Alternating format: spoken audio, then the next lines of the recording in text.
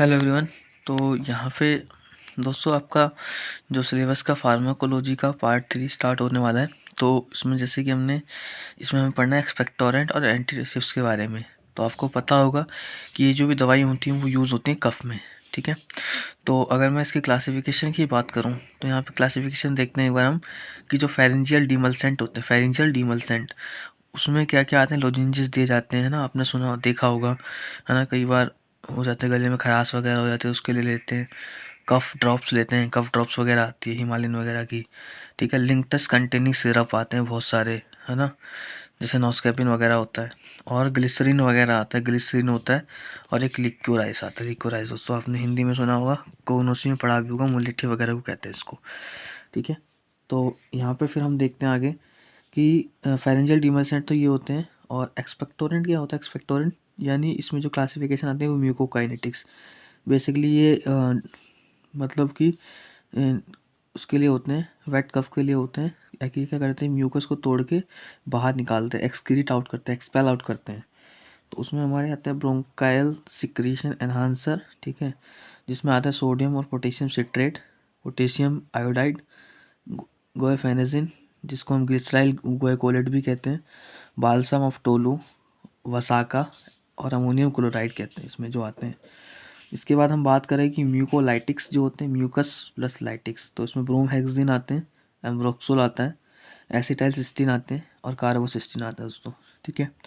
और एंटीरेसिव्स क्या होते हैं, मतलब एंटीरेसिव में जो क्लासिफिकेशन है, पहले मैं आपको क्लासिफिकेशन बता देता हूँ, फिर डेफिनेशन बता दूंगा एक एक करके। तो एंटीरेसिव बेसिकली क्या होता है, कफ सेंटर डिप्रेसेंट होता है दोस्तों, कफ सेंटर डिप्रेसेंट। और इसमें क्या होता है हमारा, इसमें आते हैं हमारे चार पांच तरीके से क्लासिफिकेशन आती है। पहला आप देख सकते हैं ओपोइड, ओपोइड में आता है कोडीन, इथाइल मोर्फिन और फोलकोडीन। उसके बाद नॉन ओपोइड में आता है नॉस्कैपिन, डेक्स्ट्रोमेथोर्फेन और क्लोफेडिनोल। एंटीहिस्टामिन्स में आते हैं सीपीएम, क्लोरफेनिरामीन मेलिएट, डाइफेनहाइड्रामीन, प्रोमेथाजिन। उसके बाद पेरिफेरल एक्टिंग में जो आते हैं वो आते हैं प्रिनोक्सडाइजिन। तो दोस्तों ये क्लासिफिकेशन है हमारी। आगे हम चलते हैं एक बार, ठीक है। तो यहाँ पे एक बार देख लेते हैं क्लासिफिकेशन में आगे। अब हम एक एक करके ड्रग के बारे में पढ़ेंगे, जो कि बहुत इंपॉर्टेंट है पेपर के लिए और जीपेट के लिए भी। कई बार पेपर में क्वेश्चन आ जाते हैं दोस्तों, तो आपको वहाँ से फोकस करना पड़ेगा, ठीक है। तो यहाँ पे पहली बात हम पढ़ते हैं एक्सपेक्टोरेंट होते क्या हैं बेसिकली दोस्तों। जो म्यूकोलाइटिक्स बेसिकली म्यूकस को तोड़ के बाहर निकालते हैं, ठीक है, उसको हम कहते हैं।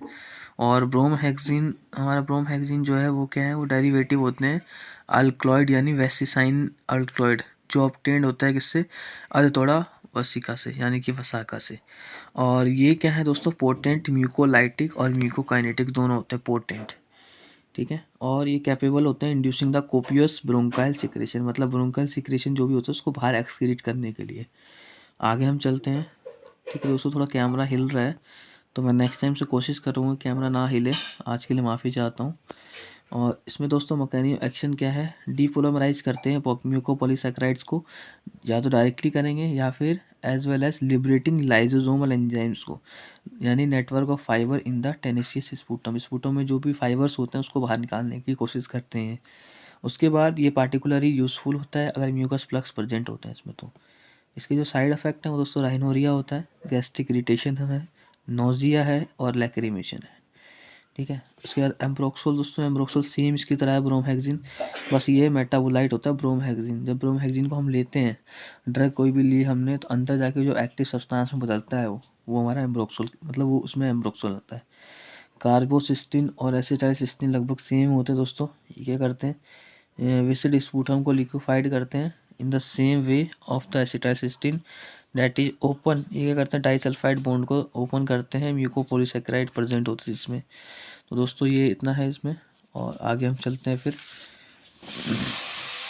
कुछ पॉइंट हैं अलग अलग से जो पोटेशियम आयोडाइड के बारे में मैं आपको बता देता हूँ, जो काफ़ी इंपॉर्टेंट पॉइंट है दोस्तों, ठीक है, काफ़ी इंपॉर्टेंट पॉइंट है। और इसमें हमारा आता है दोस्तों, ये क्या करते हैं, डायरेक्टली एक्ट करते हैं by irritating bronchial glands as well as indirectly, यानी इंक्रीज करते हैं ब्रोंकाइल सिक्रीशन को, ठीक है। उसके बाद हमारा आता है दोस्तों साइड इफ़ेक्ट जो है सो क्या है, ये थायराइड फंक्शन टेस्ट के साथ इंटरफेयर करते हैं और हाइपोथायरॉयडिज्म करवा देते हैं और एक्ने भी बढ़ा सकते हैं, फ्लेयरिंग अप, ठीक है।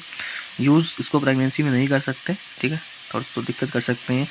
आगे हम चलते हैं एंटीटसिव्स क्या होते हैं। बेसिकली एंटीटसिव्स जो होते हैं ये ऐसे ड्रग हैं जो सीएनएस में जाके थ्रेशोल्ड की फ्रीक्वेंसी को बढ़ा देते हैं ताकि कफ बाहर एक्सक्रीट आउट हो सकते हैं। ठीक है दोस्तों, in only for dry cough होता है, non productive cough irritating cough जो होता है उसको एक्सक्रीट आउट करते हैं। ठीक है, और इसमें जो ड्रग्स आते हैं वो आते हैं हमारे ऑपोइड्स में पहला आता है कोडीन। दोस्तों कोडीन के बारे में बात करें तो ओपियम अल्कलॉइड है, ये मॉर्फिन की तरह होता है, कफ को सप्रेस करता है 6 घंटों के लिए, लेकिन इसका साइड इफेक्ट दोस्तों कॉन्स्टिपेशन करता है। और अगर डोज बढ़ा दी जाए इसकी तो ये रेस्पिरेटरी डिप्रेशन और ड्राउजीनेस करते हैं, और ये अस्थमा और चिल्ड्रन में कॉन्ट्रा इंडिकेटेड होते हैं। तो ये दोस्तों ये बात थी यहाँ तक की कोडीन तक, और आगे मैं बताऊँगा आपको नेक्स्ट। अभी तो हम चलते हैं अगले पे। कैमरा काफ़ी हिल रहा है। इसमें नॉन ऑपोइड में दोस्तों आते हैं हमारे नॉस्कैपिन या नारकोटिन। इसमें बेंजोआइसोक्विनोलोन सीरीज होती है, डिप्रेसिस कफ को डिप्रेस करते हैं, नॉन नारकोटिक होते हैं और स्पाज्मोडिक कफ में हेल्पफुल होते हैं, हेडेक और कॉन्सियस का साइड इफेक्ट है। और ये क्या करते हैं, हिस्टामिन को रिलीज़ करते हैं और जो ब्रोंको कंस्ट्रिक्शन करवाता है अस्थमेटिक पेशेंट में, तो इसलिए दोस्तों ये कॉन्ट्रा इंडिकेटेड होता है अस्थमा पेशेंट में। अगली बात करें हम डेक्स्ट्रोमेथॉर्फेन की। डेक्स्ट्रोमेथॉर्फेन की जो synthetic central NMDA receptor antagonist होते हैं। एनएमडीए की फुल फॉर्म देख लेना, एन मिथाइल डी एस्पार्टेट। और ये डी आइसोमर के पास एंटीटसिव होता है, लेकिन एल आइसोमर के पास एनाल्जेसिक होते हैं। ये डिप्रेस नहीं करते हैं म्यूचुअल फंक्शन को। और इसके जो साइड इफेक्ट है दोस्तों टीजीनेस, नोशिया, ड्राउजीनेस, अगर डोज बढ़ा देंगे तो हेलोसिनेशंस और अटैक्सिया होता है। और एंटी हिस्टामिन्स जो होते हैं दोस्तों वो ये क्या करते हैं, बेसिकली कफ सिरप में ऐड किए जाते हैं क्योंकि उसकी सेडेटिव और एंटीकोलिटिक्स प्रॉपर्टीज़ होती है इसलिए दोस्तों। और एक लास्ट टॉपिक हमारा पेरिफेरली एक्टिंग एंटीटसिव्स है जिसमें प्रेनॉक्सिडाइजिन है दोस्तों। ये क्या करते हैं, डिसेंसिटाइज करते हैं पल्मोनरी स्ट्रेच रिसेप्टर्स को और रिड्यूस करते हैं टसल इम्पल्सिस को। तो ये दोस्तों इसमें हमारा drug acting on respiratory system में हमारा जो पार्ट था एक्सपेक्टोरेंट एंड एंटीसेप्टिक्स का दोस्तों मुझे लगता है कि इतना ही पढ़ना है क्योंकि उसमें जो भी टॉपिक है मैंने आपको करा दिए हैं। बेसिकली एक टॉपिक और है जो सीपेट के लिए इंपॉर्टेंट है, मैं आपको बता देता हूँ अभी। ठीक है, ये कई बार क्वेश्चन पूछा भी गया है पेपर में, तो यहाँ पे आप देख लेते हैं एक बार। तो यहाँ देखते हैं दोस्तों स्पेसिफिक ट्रीटमेंट अप्रोचेस टू कफ। ठीक है, तो ये इटियोलॉजी ऑफ कफ और ट्रीटमेंट अप्रोच। अगर अपर और लोअर रेस्पिरेटरी ट्रैक्ट है तो नॉर्मली हम अप्रोप्रिएट एंटीबायोटिक दे सकते हैं। अगर क्रोनिक ब्रोंकाइटिस है तो उसमें सेसेशन ऑफ स्मोकिंग बोलेंगे भाई छोड़ने के लिए, और स्टीम इनहेलेशन के लिए बोलेंगे। अगर इस पल्मोनरी ट्यूबरक्लोसिस है तो उसमें एंटी ट्यूबरकुलर ड्रग चलाते हैं। अगर एस्थमेटिक कफ है तो उसमें बीटा 2 एगोनिस्ट या कोर्टिकोस्टेरॉइड्स या फिर इप्राट्रोपियम ब्रोमाइड भी चलाते हैं। अगर कफ है पल्मोनरी इजोनोफिलिया में तो डाइएथाइल कार्बोमाजिन सिट्रेट चलाते हैं। Post nasal drip due to sinusitis की वजह से तो एंटीबायोटिक और नसल डिकंजेस्टेंट देते हैं दोस्तों। अगर गैस्ट्रोइसोफेजियल रिफ्लक्स हैं तो उसमें हम या तो बोलेंगे बेड हेड एलिवेशन करने के लिए, हल्का खाने के लिए, डाइट को मॉडिफाई करने के लिए, H2 ब्लॉकर आपने सुना भी होगा जैसे मेटिडिन, रेनिटिडिन, फॉस्फोमेट्रोडिन, ये सारी चीज़ें। प्रोटोन पंप इनहिबिटर में आपको पता होगा ओमिप्राजोल, रेंसोप्राजोल, पेंटोप्राजोल है ना, दीज ऑल। मोसाप्राइड भी होती है दोस्तों। मोसाप्राइड आपने सुना होगा। ठीक है, अगर आपको पता है तो दोस्तों कमेंट बॉक्स में बताइए कि मोसाप्राइड किस क्लासिफिकेशन की ड्रग है। एस इनिबिटर एसोसिएटेड कफ में दोस्तों सब्स्टिट्यूट कर देंगे एस इनिबिटर को लोसार्टन से, या फिर एनएसएड को भी रिड्यूस कर सकते हैं कफ। पोस्ट वायरल कफ के लिए कोई स्पेसिफिक ट्रीटमेंट नहीं है दोस्तों। इतना ही बताना था मुझे कि इसमें ड्रग एक्टिंग ऑन मतलब जो भी एंटीटसिव्स और एक्सपेक्टोरेंट है। तो आज के लिए इतना ही रखता हूँ, नेक्स्ट टाइम हम आगे पढ़ेंगे। Thank you very much.